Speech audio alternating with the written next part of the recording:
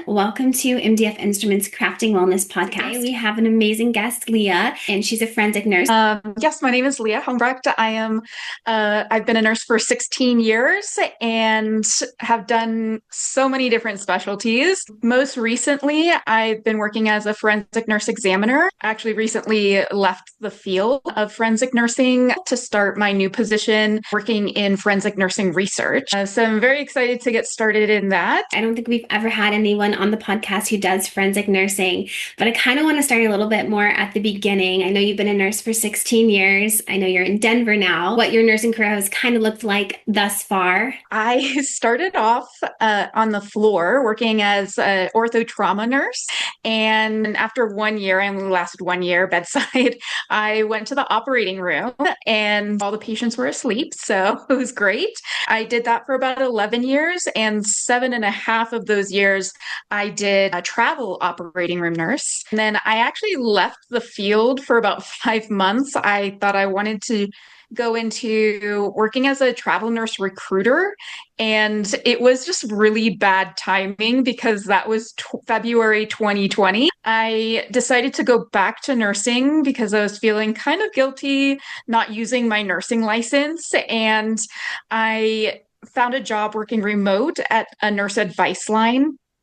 And while I was there, we were getting so many calls for sex assault and domestic violence, and I really didn't know too much about it. Found an online self-paced program through the University of Colorado Sane Safe program, and I found it to be so interesting, and I wanted to learn more. And I continued on to their in-person clinicals. And once I finished that, I saw a job posting at my hospital for a SANE or forensic nurse examiner, and I applied for that. So I worked as a forensic nurse examiner for about 4 years, a little over 4 years, and also worked as a admissions discharge nurse for extra work. And so now, just recently, I did leave the forensic nursing field just for mental health purposes, taking a break, and hopefully I'll go back when I'm ready. And currently, I am still working as an admissions discharge nurse for the acute care floors, and I'm starting a new position as in forensic nursing research to help find best practices for sex assault patients in their healing. Also working as just started working at a med spa doing GLP-1 and IV hydration to see patients that are actually excited to be there, and it's not like a traumatic thing. So huge change in nursing fields that I've worked in. I'm really excited to see where my nursing career takes me. Something I think we talk a lot about, which is in nursing, there are so many avenues you can go on. You can change your specialty. You can go to different fields. Your career can evolve with you as you evolve as a person. I think that's really special to kind of hear that you're a nurse who's done that. You've kind of run the gamut across doing all sorts of different things. And then when it comes time to like take care of your mental health, you can still use your nursing degree and your nursing license to go and still be a nurse. Maybe just on a less stressful, pressurized position until maybe you're ready to go back to something else. And if you are, great. And if you aren't, then great too. That's something really incredible about nursing. There's just so many careers in life where once you're in it, people get stuck doing the same thing for 40, 50 years. Did you know your whole life you wanted to be a nurse? What inspired that? No, I actually, before I started nursing school, I actually didn't know what nurses did. I'm not going to lie. My dad was a doctor, and he would take me to do rounds with him on his patients when I was really little. Whenever an emergency would come up, he would sit me at the nurses station with some of the nurses, and they would play games with me and give me candy. And I, honest to God, thought that's what nurses did for the longest time. So when I went into college, I actually didn't know what I wanted to do. And I hopped around to some different majors. And when I was doing my prereqs, I actually had there was a nurse that was coming back to get her BSN and had to retake some credits. So I was talking to her because I felt a little bit lost, and she's like, "You should think about nursing."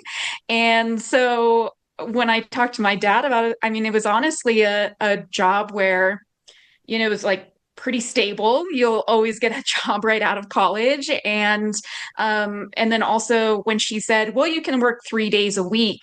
Also, I was like, that sounds great to me. So I switched my major to nursing. So it wasn't something that was always like on my mind or always, like, oh, I know I want to be a nurse. I kind of just fell into it. And honestly, when I left nursing to do the recruiting job, I kind of realized that nursing is what I want to do. And I honestly felt sad not saying that, yeah, I'm a nurse, when I had left the field. So I think definitely I don't know what else I would have done. And I'm really lucky to have found this field. What do you think is the thing you love most about nursing? Is it, the patient interaction, being able to be a support system during their most difficult moments? Is it watching them heal? What exactly is it that you love most about your job? I used to say, the reason I wanted to be a nurse was to help people and that getting to see and do that. And over the years, my idea of what that even means has changed so much. And now my favorite part of nursing is being able to advocate for patients and making sure that their voices are heard and making sure that they're given all of the information needed for them to make educated decisions about their own healthcare, and then supporting them in whatever decisions they do make, even if it's something different than what I would choose for myself. And I think sometimes we forget about that in healthcare because we're like, no, this other choice is so much better for you. But that's not always the case. That's not always what would be most helpful to patients in the long run, as far as like their mental health. Um, and so I think that's what I love most of all is being able to uplift these patients to give them basically patient autonomy in making their own decisions. Absolutely. It's really important to have an advocate when you're in a position where you need help. It's great to have someone in your corner that really cares and is fighting for you, and not just fighting for you for what they want, but fighting for what you want. I think it's really, really important. I want to get very real for a minute because I know that you have struggled with some burnout. I know that there has been a lot of difficult elements to your job. Can we talk a little bit about the opposite of that? Like, what is the hardest part about nursing? And it doesn't have to be specific to forensic nursing, but it can. But just like the most difficult part for you about nursing, which is, maybe causing you to change your career path. Yeah, I think the hardest part of nursing that people don't even realize is not necessarily taking care of the patients or seeing a hurt patient.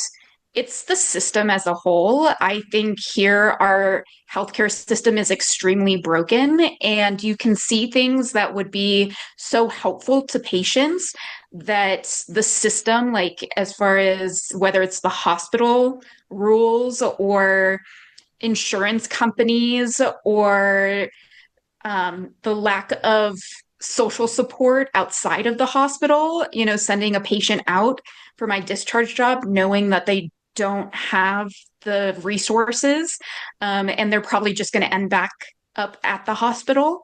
Can be really frustrating and really disheartening because you always want to when you're helping someone and you want to make sure they have that not only that autonomy and self-determination, which is essentially hope, right? Hope that things will get better with their health, hope that things will get better at home.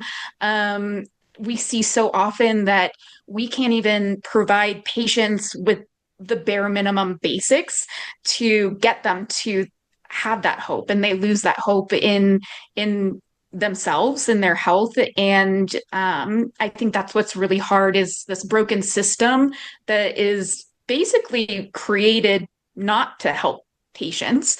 And trying to navigate that and just seeing the disappointment in patients' faces when you come to them and say that you don't have those resources for them, or even worse, when you tell them that you don't have the resources and they just expected it, like they knew that it was going to happen.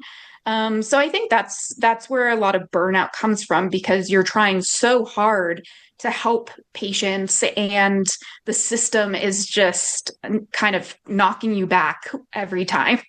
Yeah, that seems like a really, really steep mountain to try to climb. I mean, there's a lot of talk about nurse burnout constantly and how we can support our nurses. But I mean, having to change an entire system within itself is quite the task. And that, a pizza party isn't gonna cut it. A thank you, nurse, for everything you're doing for us is not gonna cut it. Like, it sounds like on the foundational level, there needs to be some big changes to actually help support nurses who are supporting patients to help all that work not just be futile. Because I feel like it's the equivalent of like catching a bad guy and letting him spend the night in jail and then just releasing him and he goes and hurts someone else again, he or she, whatever. So you get my point, but it kind of that I can understand how that would feel really disheartening, because there's only so much you can do as a single nurse. And in a system that seems to be broken, it's like, how do you fix it? How do you change it? Like, how do people come together? Because there is awareness on burnout. People are very aware that nurses are burnt out at the bedside, especially. But it's kind of like, oh, nurse burnout, and us as MDF, like, I definitely am very aware of it. I try to understand it. I try to see like what resources, like how can we actually help our nurses? And I don't have an answer. But I'd love to hear from you if there is something that you think like that people could do besides raising awareness on how we can actually help support our nurses in a real way as opposed to just words. I think it really does come down to leadership, people in higher positions of power, because there are nurses that have such great ideas on how we can enact change. I try to enact change so much as a forensic nurse in doing just even like the simplest things, like let's say I put together a poster that would go in all of the bathroom stalls in our hospital, that had human trafficking and domestic violence resources on them, and because that's the only place that somebody in that position can be alone away from their abuser. It took a year and a half to get that completed, because there were so many barriers, like, well, your poster, from a marketing standpoint, isn't agreeable to the eye. There's too much wording on it. And then it's just not at the top of people's priorities. Some things, it's especially forensic nursing, and some of the topics, the topics that we talk about, are not glamorous topics. So whether it's leadership stepping up and saying like, yes, this is something that's important and we're going to do this because even if it makes a difference in one patient, that is worth it. And then, and even like other companies, other brands, outside of the hospital, I have reached out to so many saying, hey, um, run can we run some educational or awareness campaigns? And I've just been turned down time and time again, to where I'm just, it's like you're expecting it, because it isn't a glamorous topic. So I think when you have somebody who's very passionate about a topic and they're reaching out and they're wanting to put their own time into trying to change the system and fix the system, really listening to them and having to, say, well, this is an important topic, even if it's not something that is glamorized and that will get a lot of clicks and get a lot of views and potentially losing, followers over it.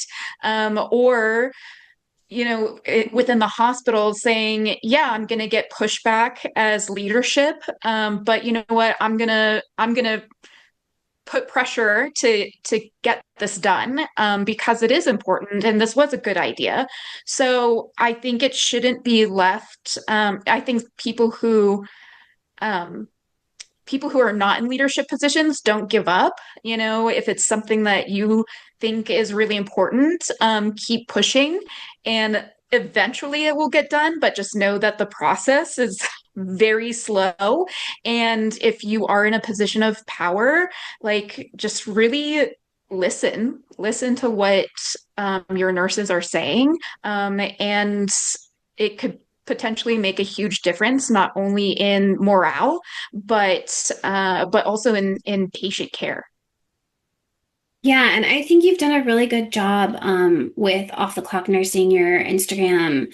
You do seem to have found a community because you can't be the only nurse, you can't be the only medical professional who is seeing this, who cares. Because I know healthcare in general, I feel like as I interview more and more people, it only confirms to me like how empathetic and good-hearted healthcare workers are. And I think it draws a certain kind of person who wants to give back, who sacrifices their own health, their own time, their own holidays, their own everything, their weird hours, to be in the service of others. So I think it definitely takes a certain kind of heart. And so I know you can't be the only one, and I know you've built such a community with your social media. Do you think that that has really like helped other nurses and yourself just kind of feel less alone, like you're not out there just like fighting this monster all by yourself? Yeah, I've had other nurses, especially other forensic nurses, reach out to me, and we kind of commiserate together all of the things that we've tried to change, and we do the best that we can. Obviously, just for those who don't know what a forensic nurse is, I work with patients of sexual who have experienced sexual assault, domestic violence, and human sex trafficking in doing evidence collection, like rape kits and evidence for domestic violence strangulation cases. And so, yeah, those are not beautiful topics to talk about that people are like, oh, let me hear more about that, because sometimes it can be traumatizing and triggering to even hear about. And I think a lot of people like to kind of live in the shadows of believing that it doesn't really happen very often, that most people are lying about it when it does come up. But the fact is the statistics are on it are very shocking. Everybody knows somebody who has experienced it, and whether they know it or not. So yeah, I think it is really important to use whatever platform you have to try and spread awareness. And I'm really happy that when I do get a message saying that I've encouraged somebody to go into the field or to take one of the courses to learn more about it, or I've had nurses reach out to me and say, hey, this was the scenario at my hospital that I just had and it didn't sit with me well. Is there something that I could have done better for this patient in this situation? And it's tough because laws are different and resources are different in every state. But connecting them with those resources or saying, hey, this is at basics, at baseline, even just saying something like, I believe you, and this wasn't your fault, and I'm so sorry for what that person did to you, can make all the difference to that patient. So yeah, I think using your platform, I had to decide when I was starting this platform or deciding to change my platform, because I was growing pretty consistently when I was talking about travel nursing and operating room nursing. And then I switched to this field and I completely switched my content. Um and that's something that I had to kind of just sit with and say, like, okay, I'm losing all of these people who were previously following me because I'm talking about some pretty hard stuff. And so if you are a content creator, I think that it does take a lot of courage to step up and talk about the things that could cost you, cost you followers or likes or views or whatever, because that's what you stand for. So, Yeah, I mean, I think there's so many, I have chills. Like, there's so many things to kind of unpack here. But firstly, I just want to say that, I mean, what you do is incredibly difficult. I never really knew about forensic nursing, and And not that I never thought about it because, on TV, Law and Order or SUV, you see that these things happen and you see kind of how they have to handle the rape kits and all of these things going on. But a lot of people don't realize that. I'm not sure if the statistic is true now, but like 1 in 4 people are sexually assaulted. And I think sweeping it under the rug, acting like it doesn't happen, of when you go through something like that, how it changes you. You are never going to be the same person as you were before something like that happens to you. And I think it's really important what you said, how you say, I believe you. I'm so sorry this happened to you, and it's not your fault. Because I think we as a society tend to kind of blow off and sweep under the rug things that are uncomfortable. So, sex trafficking, rape, sexual assault, pedophilia. The thing is that we can't fight what we don't acknowledge. How are we supposed to fight against it? That's really hard. We really need everybody to step up and acknowledge this hard truth out there. Think that sexual assault happens, it somebody is sexually assaulted in the US every 68 seconds, and every 9 minutes that person is a child. So it's happening very often, and it is 1 in 4 women will experience sex assault during their lifetime. But also, depending on what study you look at, it's 1 in 6 men, 1 in 6 to 10 men will also experience sex assault during their lifetime. So it's happening to everyone. Like when I was working as a SANE nurse for the last 4 years, I've had patients of all genders, all ages, all sexual orientations. I've had transgender patients. Nobody is immune to this. I did a movie called Wake Up, and it was about human trafficking. And something that I learned that I did not know was that 70% of human trafficking victims are foster kids. They were in the foster system. So there is a preying on people who already have gone through too much, who don't have supportive families, who don't have somewhere to go, who haven't been maybe taught boundaries as well, haven't been shown that love and support. And we have to do better. There's something very sick and twisted about what is going on. And I don't know where it comes from. I don't know why it happens, but we have to start having that conversation. I think where we need to start is early education. So, really teaching what consent is, teaching who a safe adult is versus non-safe adult, what is what is abusive, uh, Mhm. what are abusive actions, and then what do you do when someone does hurt you? And not only teaching our kids that, but teaching parents and adults that when a kid does come to you and tells you that somebody did this to them, that you actually believe them. Because I think, again, it's so much easier in society for us to be like, no, that doesn't really happen. Kids just make stuff up and they lie a lot. And when you do that the first time that a kid comes to you, they're not ever going to trust you again. So you're breaking that trust of like, hey, you told me to come to you, or you were my safe adult. And I came to you as my safe adult and you didn't believe me. So now I don't have anyone else to go to, and they're even more vulnerable. So I actually helped create an online educational series called Walking Wise. That's available to anybody, and it's different courses that you can choose from. So if you want to sit and watch it with your child, there's like animated things. Animated videos about like this is what consent is, this is what you do, and it's basically an online educational system to help adults have candid conversations with kids about human sex trafficking. And because when you really look at it, like the average, we recommend that you start at age 11. I mean, you start talking about consent and your body and body boundaries as soon as a kid knows what their nose is, what their mouth is. If you can point to those, they should start learning about their body.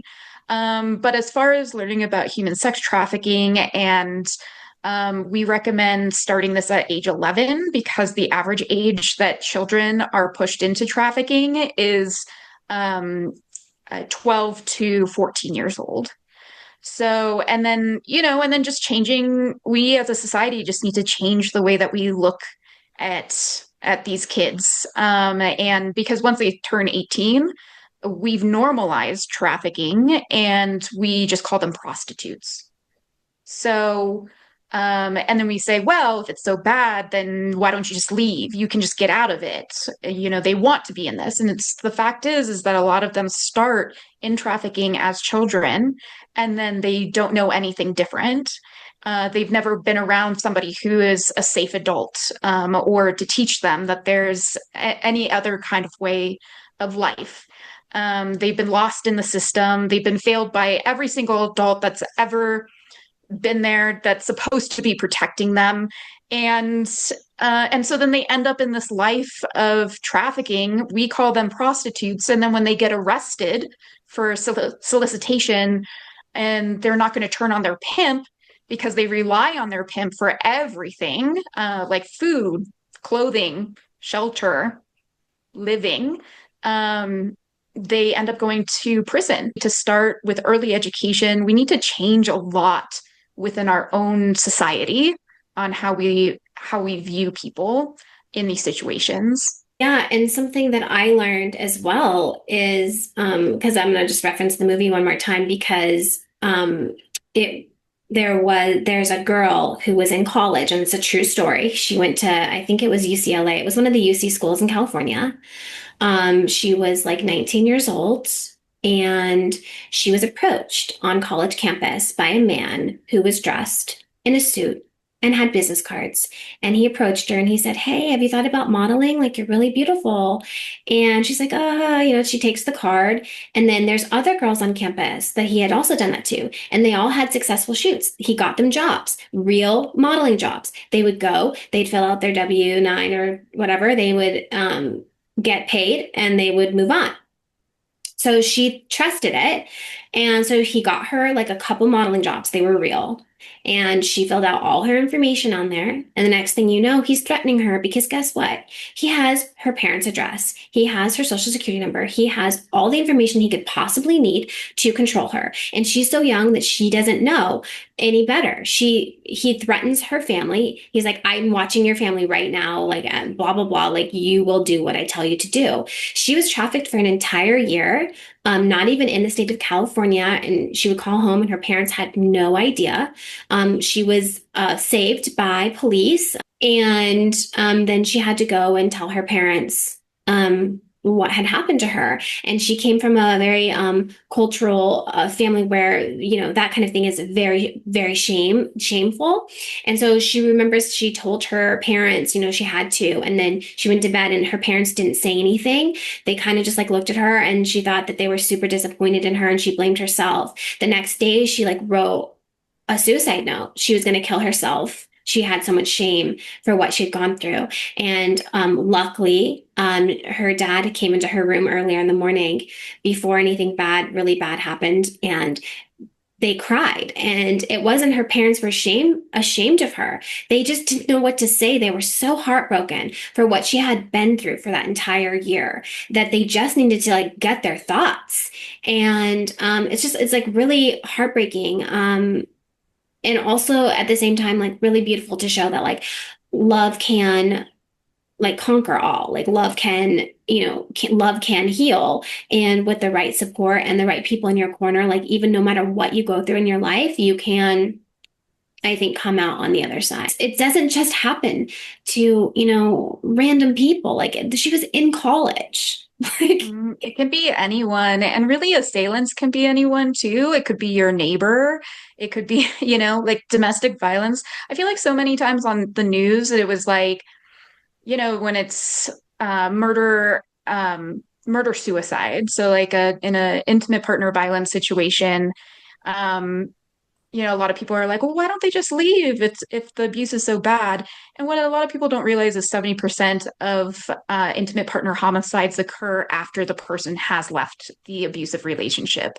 So that's the most dangerous time for somebody is when they decide to leave the relationship because it's all about power and control. And when that abuser is losing that power and control, they feel like they have nothing else to lose. And so, um, when I see on the news that's like murder, suicide at this home, suspected domestic violence, and then they're interviewing the neighbor and they're like, I had no idea they were so nice. And, all of this, it's like, yeah, a lot of people have no idea what's going on in these households because it's kept so hush hush because it is such a shameful and embarrassing situation for the victim.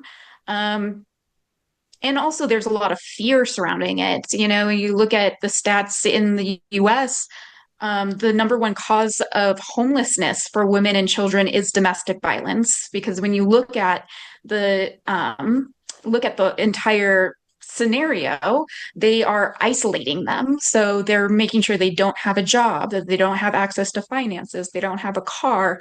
Some of them, they don't even have cell phones. They have no way of contacting anybody else. And so when you're in this situation, it's almost like a Stockholm situation because it didn't start off as abusive. It didn't start off that way. It's like love bombing, right? It's like you meet this person who's this just the love of your life and you just like can't imagine this is such a fairy tale whirlwind.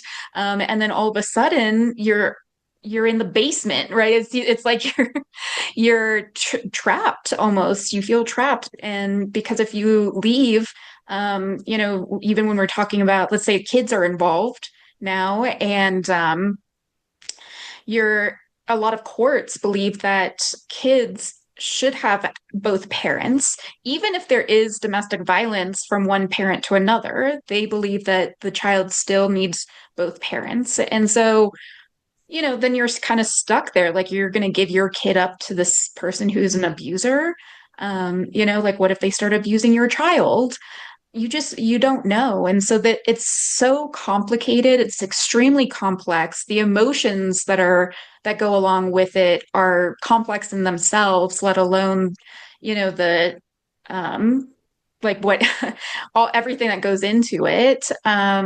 From health standpoint, mentally to physically to society level of resources. So I think yeah, it's really difficult to kind of pinpoint, where do we start, and also just knowing like the kind of the fear that it literally could be anybody. Yeah, and I think too for you as as this is your job, there's the whole not being believed situation, and then there's also on top of that the fear. I think that's not something that people really fully understand, but I think that's why a lot of people don't leave because the abuser has made the victim feel threatened in some way, whether it's punching holes in the wall, whether it's grabbing them, whether it's actually physically harming them as well. Like before it even escalates that far, you would think like, okay, one hole punch in the wall, you should probably get out. That next hole, is going to be your face.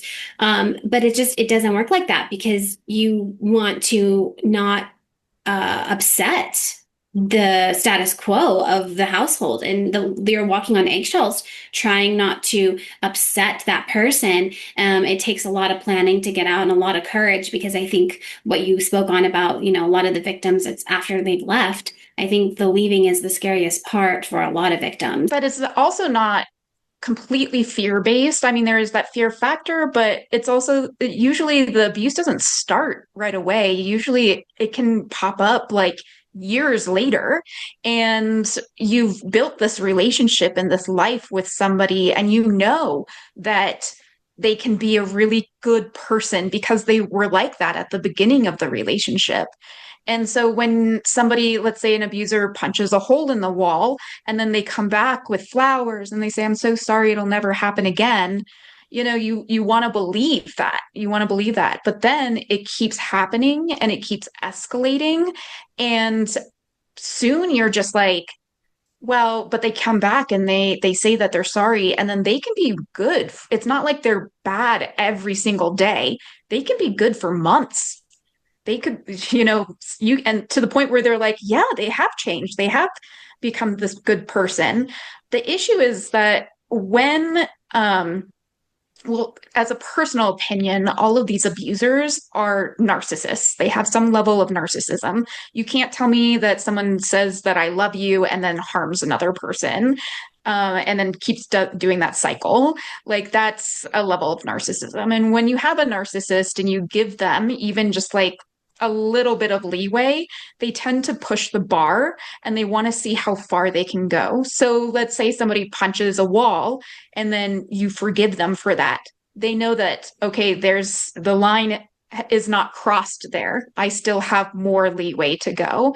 And so that's why things tend to keep escalating, all the way to the point of a lot of the times of strangulation, which people don't realize is so detrimental to somebody's health when you're cutting off that air circulation. And not only that, but with narcissism, they believe that one, that they're never wrong, that anything that they do is justified, but also that they're kind of playing God. Like, I choose whether you live or die. If I let go of your neck, then you live. If I don't, then you die. And it only, with strangulation, only takes about 5 to 10 seconds of continuous pressure on the neck for someone to lose consciousness. And then from a minute and a half upwards to actually kill somebody with strangulation. And then you think about people who are strangled over and over and over again, cutting off that oxygen circulation to their brain, it immediately hits the hippocampus, which is your memory parts of the brain, part of the brain. And so that over a long period of time can cause short-term memory loss. People who aren't able to hold on to instructions, people who aren't able to really make those decisions, or have a really hard time making decisions. And then it also makes the amygdala, which is where like your emotional memory of the brain starts to swell. So people who have a lot of injury there tend to not be able to regulate their emotions very much. And so then it does, on a more physical level, becomes a really hard time for them to leave shit because they're not able to kind of regulate those emotions. Their encoding of their memories are really damaged from their hippocampus. And so they're like, did that really happen? Is that really how that went down? And they start to question themselves a lot too. It's extremely complex. As a forensic nurse, going through and seeing all the things that you see, can you talk a little bit about what that experience has been like, how it's kind of changed you as a person, your perspective? Talk a little bit about like how you are taking care of yourself and your own mental health when you are surrounded by so much darkness all the time. Because I'm sure that there are people listening who maybe want to get into forensic nursing, but are maybe scared of that element, and just how you are kind of like taking care of yourself through that job, and how you kind of survived even doing it for 4 or 5 years. Yeah, I think that I think we definitely need more people to go into it just because there is such a high turnover in this field. There are definitely people that need to take time off and then they go back. Like I'm hoping maybe a year and some therapy, and I can figure out how to cope with the things that I've seen and deal with the system as a whole. For me, the reason I needed to quit when I knew I needed to quit, and how it's kind of affected me is realizing when I was self-isolating, and not wanting to go out, that where I kind of the depression hit me that I didn't even realize it, that I was sleeping a lot, overeating. I probably gained like 40 pounds working as a forensic nurse over the last 4 years. And just from the stress eating, not having any desire to date. I'm turning 40 next month and I'm single. I've never been married. I have been single for 4 years because I see like the worst of the worst of men, and also really scary things as far as like people who are experience sex assault on from dating apps, like just meeting up from people on dating apps. It's really scary. And so just like sitting in my own home and not wanting to leave, and I just felt like I was kind of spiraling kind of near the end. I would just have this like huge feeling of anxiety on my chest where it's like almost like you can't breathe, and it would just like randomly hit. And I realized that these are all signs of PTSD. And so it's called vicarious trauma, that we in healthcare can experience when we're seeing trauma over and over and over again.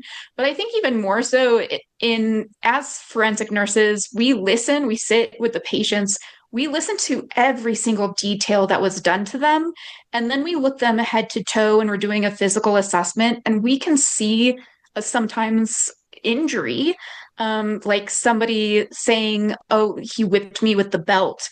And then you lift up their shirt and they have these large welts on them. And it's really scary to think that not only does another human being do this to another human being, purposefully, this wasn't a mistake. There was no accident here. But it's also somebody that they trusted most often, even sex assault. Like, I want to say it's like 90% of people who are sexually assaulted are assaulted by somebody that they know. And so it's it is really scary to want to get out and want to go out and have fun, knowing that at any point, how many patients I had that had gone out to bars with friends and then were found in back alleys and have no memory of what happened because they were drugged. And then seeing that, okay, well, if that were to happen to me, then I would just, do what society tells us to do, come forward, make a report, and then having to watch the system that you come forward. Not only are you questioned on like, well, why were you out so late? How much did you have to drink? Why did you do this? Like, you're being blamed for being sexually assaulted, but also knowing that the rape kits, in a lot of states and a lot of places can take sometimes years to come back. I've been subpoenaed. I have a case coming up, that I was subpoenaed for that I did in 2022. It's 2025. I did it in February 2022. And I'm like, why does it take so long? And in the meantime, you've got victims that are trying to heal from this trauma, and then just randomly are called up and like, hey, just re-traumatized because it's being brought up again.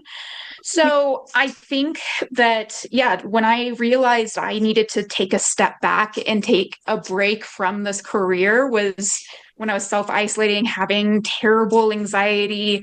I would have nightmares of sexual assault, so much to where I'd like wake up in a sweat. When I had a shift, I was like dreading it, almost, and I didn't even realize it. And then also things that wouldn't typically send me over the edge. I feel like I'm a pretty even keeled person, like personality wise.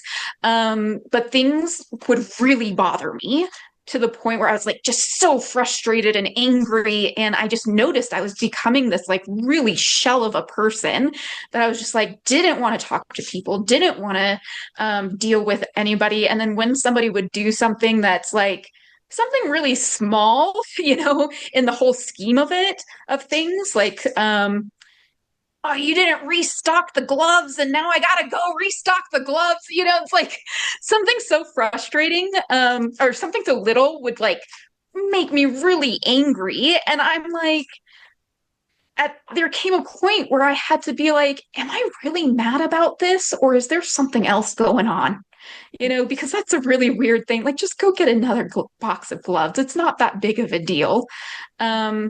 And so I had to kind of step back and reassess how I was doing. And honestly, it's been a month since I've done an exam, since I quit.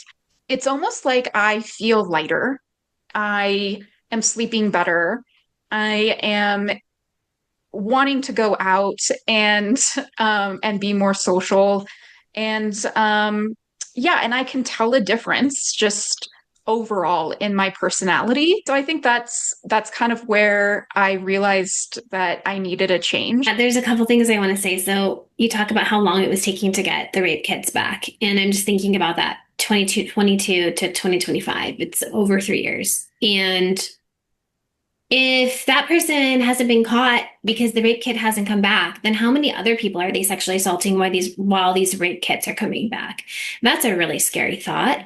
Um, and then Well, also, and that's the issue with the case that I'm coming up on. The reason that it's taken so long is that the first time I got the subpoena, there were three victims on it, and then it got pushed to a later date because another victim was found, and then it got pushed again because another victim was found. Now we're up to like six victims on the subpoena.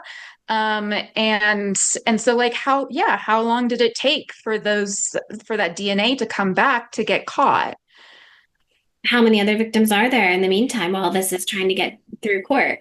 I also, you talked about, now that you've had a little bit of a break, a month, which isn't even actually that much time considering, how much you have done in the 4 years that you're forensic nursing. And you feel lighter, you're feeling better, you're not having those nightmares as much. And that's all wonderful. You have to take care of yourself.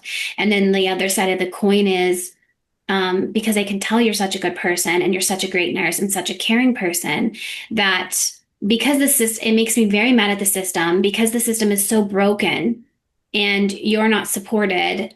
Great nurses like you have to leave positions that you're really needed in because we need those kind nurses there. Like, and especially in forensic nursing, like we need people who actually care, who really want to make a difference. And, you know, I'm so proud of you for stepping back and saying, you know what, like I am recognizing that I'm spiraling. I am not the person that I know I can be and should be. And like something's going on. I need a break because a lot of people don't, they push that down so far that they become the shell of the person and then it affects their job, it affects their life. And I'm really proud of you for recognizing that first step, having being brave and courageous enough to step away and understand that all that experience and all that knowledge you have isn't going anywhere. It's still in your brain.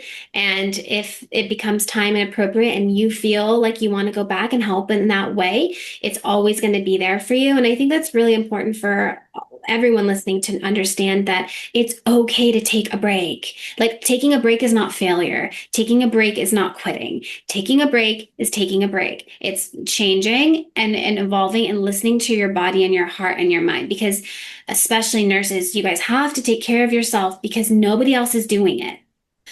And we need you guys and it's not an easy thing to do to admit, hey, I'm struggling. My mental health is struggling right now.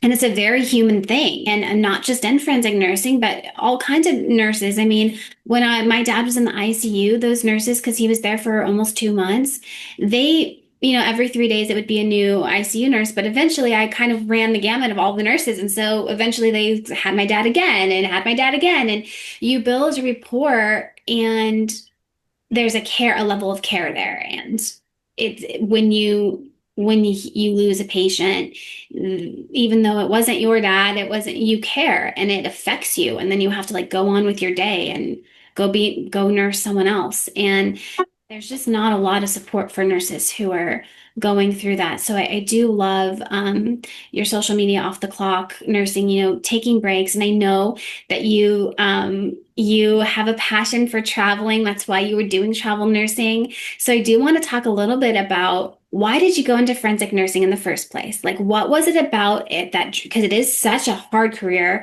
and it is so dark. What drew you to it in the first place? When I had left nursing and I became a travel nurse recruiter, I'm not good at marketing and selling stuff.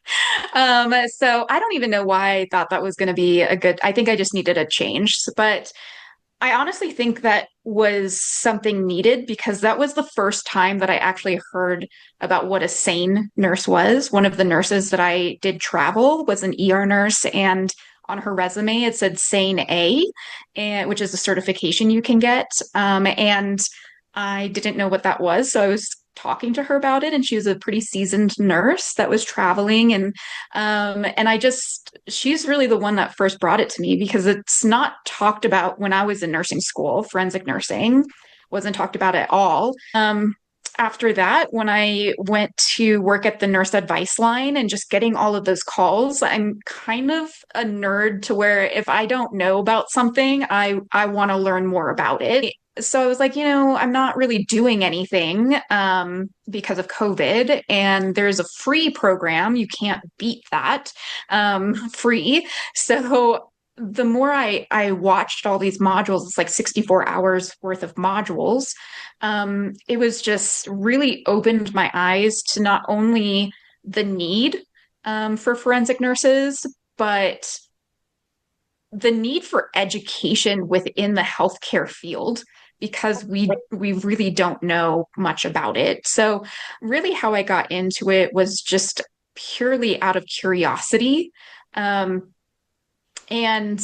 and then the more I learned about it, the more I really wanted to do this. Just because I felt like I, I've had my own past histories, but I feel like I had the capacity emotionally to do this job, which I know a lot of nurses don't. A lot of people don't have the capacity. And I think that if I can do something and make a difference somewhere within the nursing field, that's what I wanted to do. So that's kind of how I got into it. And then the more I got into it, the deeper I got into it to where it kind of just consumed my life, whether I was working or even on my own time, creating programs, putting out information on social media, being part of associations, forensic nursing associations, and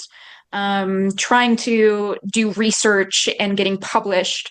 It just, kind of, I don't know, just became part of me. So I think that's also what was hard about leaving, was feeling like you're losing a part of yourself that you worked so hard to build. Yeah, I think it was the right decision to make, and just like I tell my domestic violence patients, like you can love something so much, and also know that it's toxic for you, and you need to leave. So as of right now, I'm happy with my decision, and I'm still going to be doing research in this field.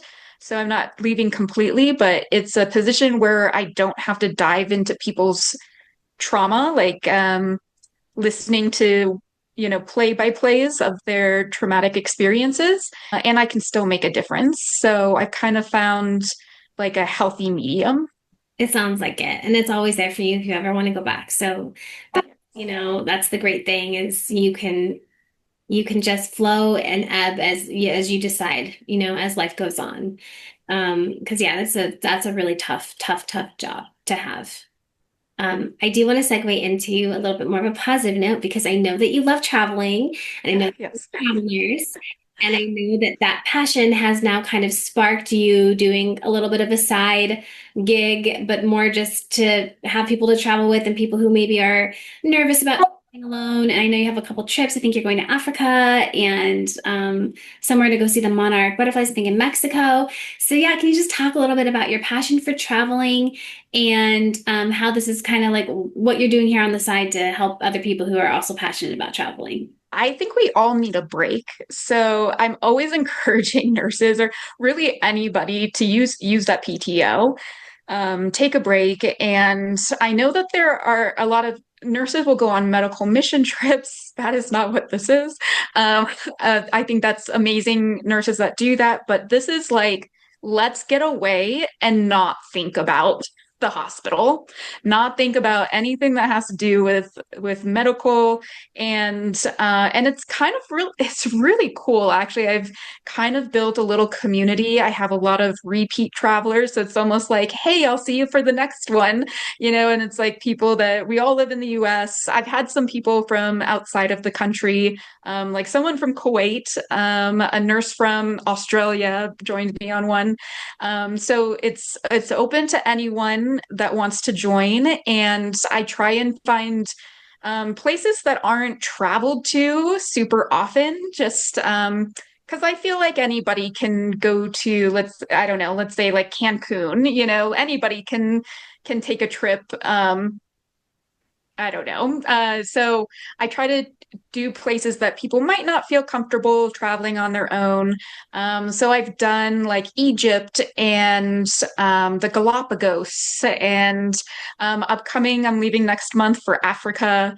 And we're not only doing safaris, but we're going to go to the west coast of Africa, to Zanzibar, and see the ocean out there. I heard it has some of the most beautiful waters. And really, I love being able to see different cultures and different ways of life. I think that's what makes us really great here in the US, is that we are such mixed cultures, and especially in the hospital, when you meet somebody, the hospital's for everybody. So you're going to get patients from all over the world, whether they live here, they immigrated here, or they're here even just visiting. I had some patients who were here just visiting family, and they were from Germany, and so I just think that, yeah, we need to be more open about going to places, and also I feel like our media just always wants to talk about how unsafe it is traveling to other countries, and honestly, I feel like the US is not the safest country either. So I say, if you are nervous about traveling by yourself, you want to experience other cultures, you want to experience seeing other parts of the world, that's what my trips are for.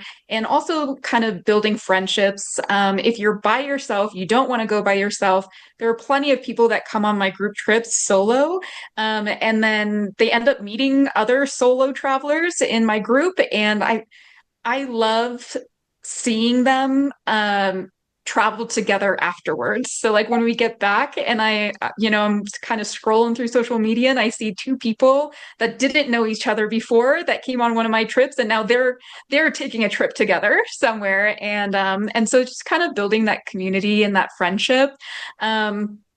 It's been really great. Awesome. And how can people find that? How can they check out this traveling stuff?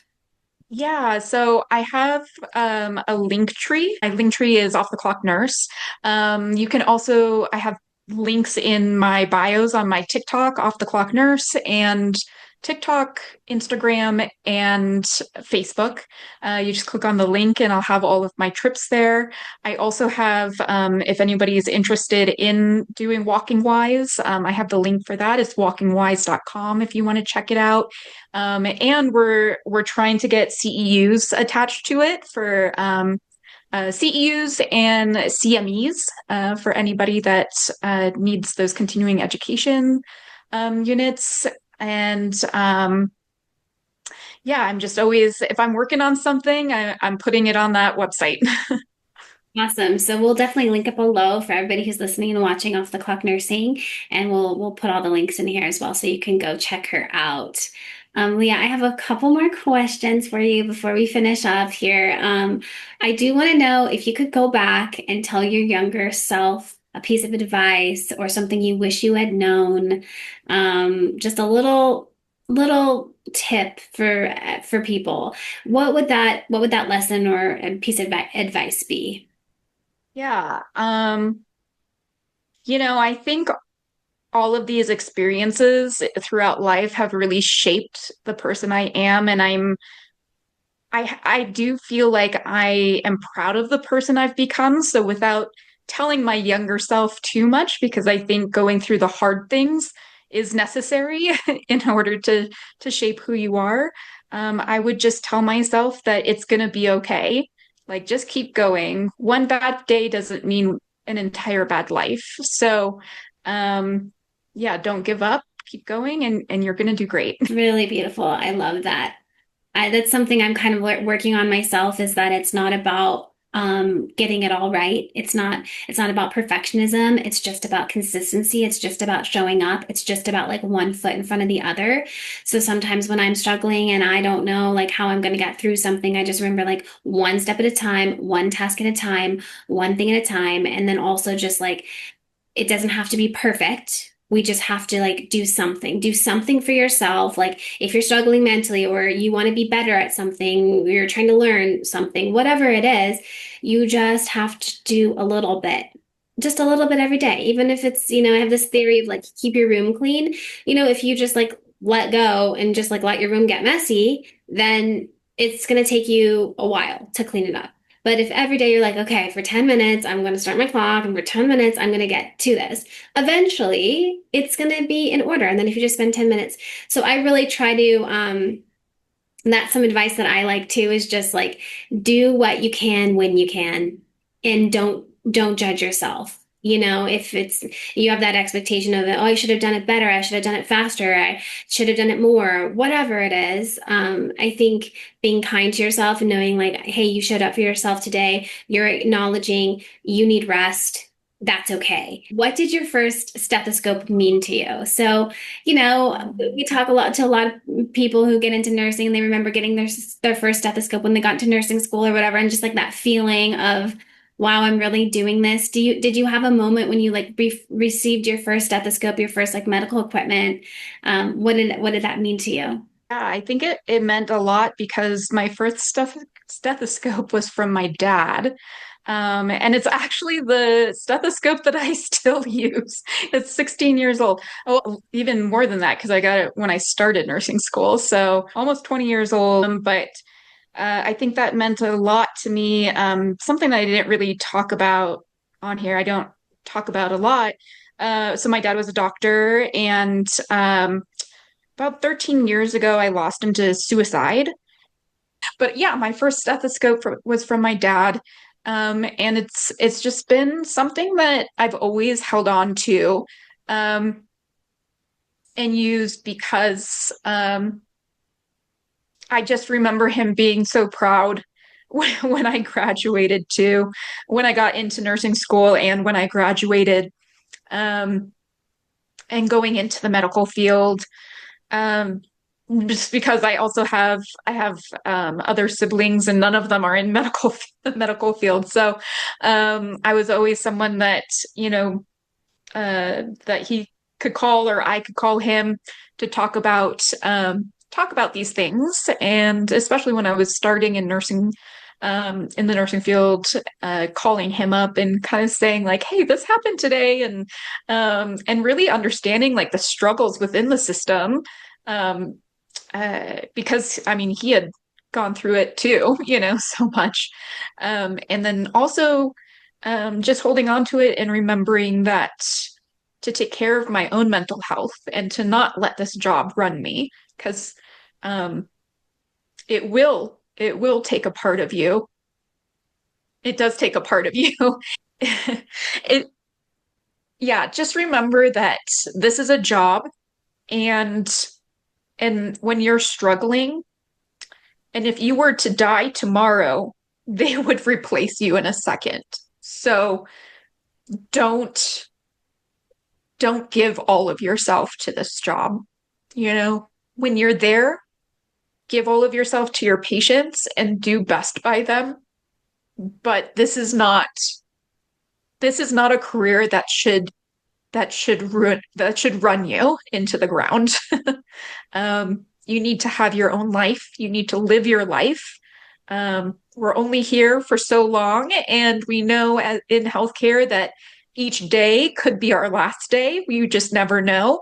Um, and so, yeah, I keep it as a reminder. And I am excited to get my MDF stethoscope, but this one will always be my first one will always stay with me, and I'm never gonna get rid of it. So, Yeah. Well, I mean, where you can't compete with one your dad gave you. I mean, I think that Yeah. it has such a high sentimental value. And also, I think I just want to say that I know that he's so proud of you because you are taking care of yourself. You, like I said earlier, you have been so brave and courageous to say, hey, you know what, time out.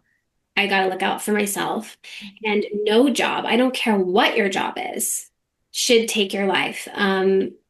It shouldn't have a hold on you like that. And it's so easy to get caught up in I have no time, I have no time, I gotta do this, I gotta do this, and this expectations we put on ourselves all the time to be better, to be better, to do well, to be more.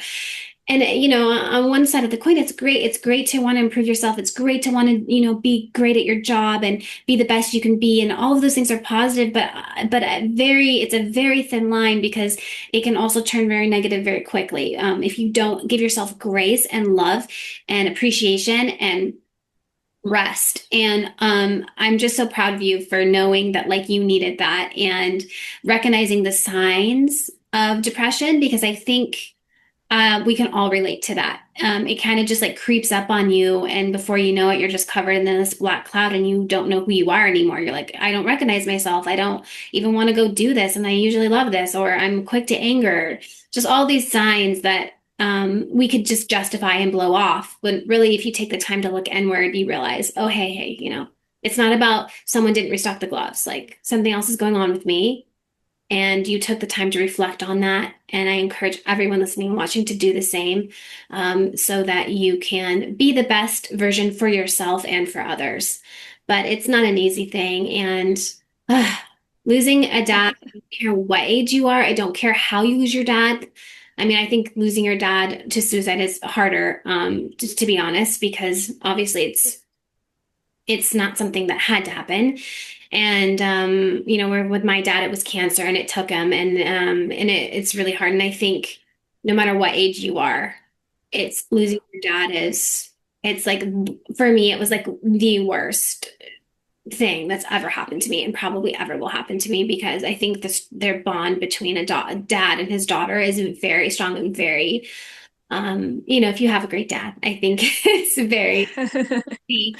And and I just know that like in my opinion, love like that knows no bounds. It crosses universes, it crosses time, crosses everything and just remind you that he wants you to be happy and he wants you to have the life that he dreamed for you. And so the best way to honor our dads is to be as happy and fulfilled as possible. And you're doing that. You're taking care of yourself. And so I know that he's so proud of you. Yeah. Well, if he was still alive, just being somebody, he was a high risk OBGYN. And I saw my first C-section when I was 16. He got me into the OR to to see that. And I think that was like part of a birth control plan that he had to show me. But jokes on him, I'm almost 40 and don't have kids because that was so terrible to watch. So so I would yeah, joke with him about that. I think it's, I think I hope that this didn't discourage anyone from going into the field of forensic nursing because we definitely need people, we need people to tap us out, it's your turn, do it. So if you have capacity, there are definitely people out there that need you, that this is such a field that is needed, especially right now. And,